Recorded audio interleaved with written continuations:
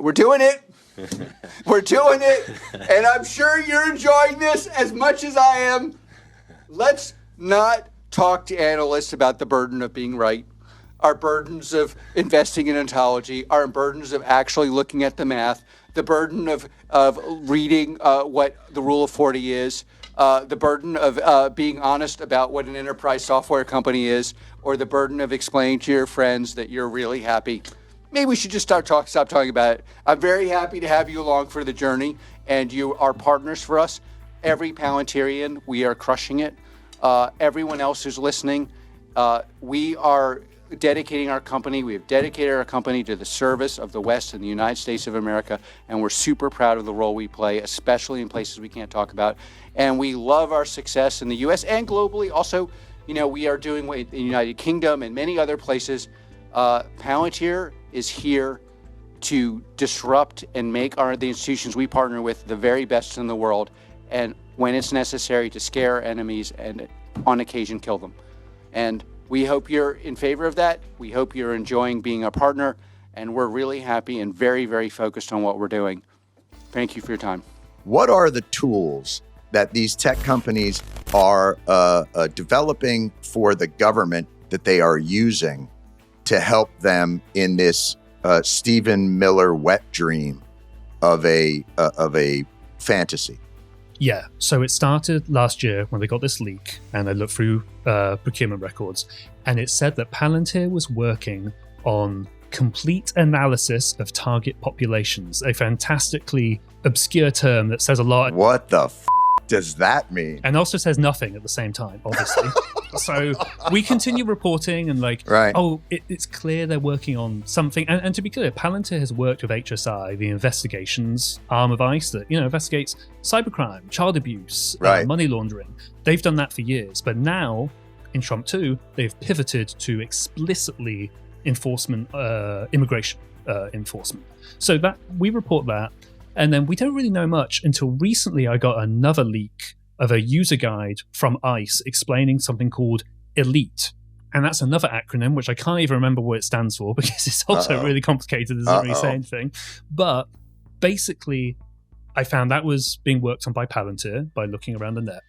And it provides this map interface where ICE can draw a circle on a map, then brings up a list or little points of all of the potential targets there. Again, I'm using the word targets.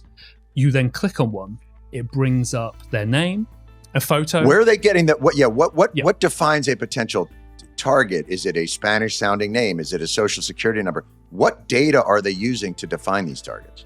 So with the tool, ICE is able to sort of arbitrarily choose that. They can get a sort of message from headquarters or senior leadership to, we want to target this sort of population. Now, the leak I got doesn't say Somalis. It doesn't say that's what, but it just lays out how to use it. No, but the government made that pretty explicit. Yes, yeah. I think people can draw the line. But you then zoom in on the map, you click on a person, name, date of birth, photo if they have it, and most importantly for ICE, addresses and an address confidence score. So 88 out of 100, 99 out of 100 is this person's address.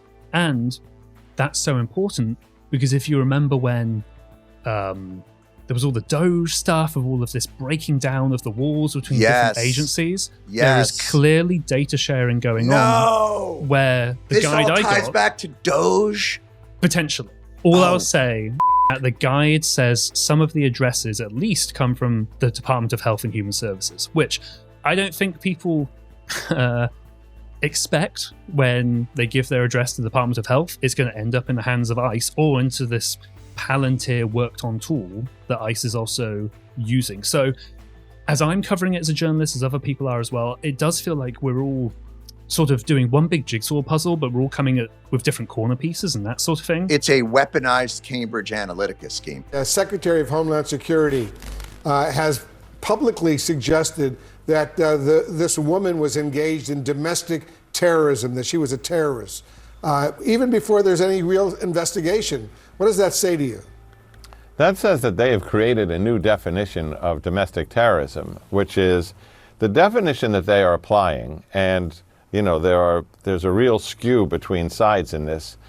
there have been 13 shootings involving agents involved in the Trump administration's immigration crackdown since it started some time ago. 5 of those involve people who were trying to get out of car stops like this. 3 of those involve people who were filming or documenting or impeding or harassing agents. So this is not an isolated shooting. But what they've now defined is that people who are protesting, following, blowing whistles, impeding, are affecting these efforts, and therefore they are domestic terrorists. That's what everybody else calls protesters. So if that is the new definition, that's something new. ICE partnered with Alex Karp and Peter Thiel's company Palantir to use AI and data mining to identify, track, and deport suspected non-citizens.